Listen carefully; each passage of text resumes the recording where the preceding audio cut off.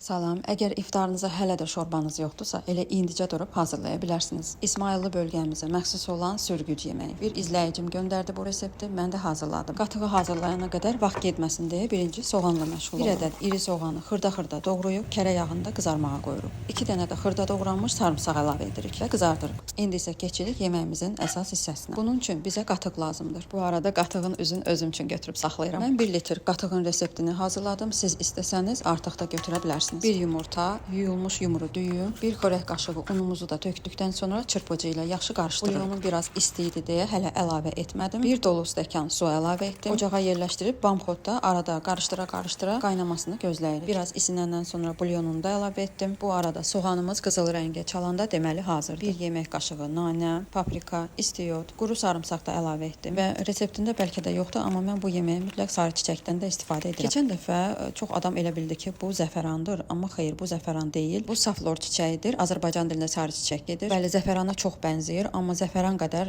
rəngini buraxmır. Dadında da bir balaca oxşarlıq var, amma təbii ki, zəfəran ola bilməz. Zəfəran dünyanın ən bahalı ədviyyatı sayılır. Deməli, hazırladığımız ədviyyatlarla olan tavamızı yeməyimizə əlavə edirik. Duzunu da zövqünüzə görə əlavə edirsiniz və salam düyü də bişibdir. Yeməyimiz artıq hazırdır. Deməli, bir məsləhət də verim sizə. Mən bu yeməyi 2 gün dalbadal bişirdim. Birində bulyonum bitmişdi. Bulyonsuz etdim. Bunu isə bulyonla etdim. Yəni aralarındakı fərq kəskin hiss olundu. Çalışın bulyonunuz varsa istifadə edin, yoxdursa da yenə də hər bir halda bu yemək çox ləzzətli yeməkdir. Həm tez, həm ekonomik, həm də dadlı. Hazırlayanlara indidən nuş olsun.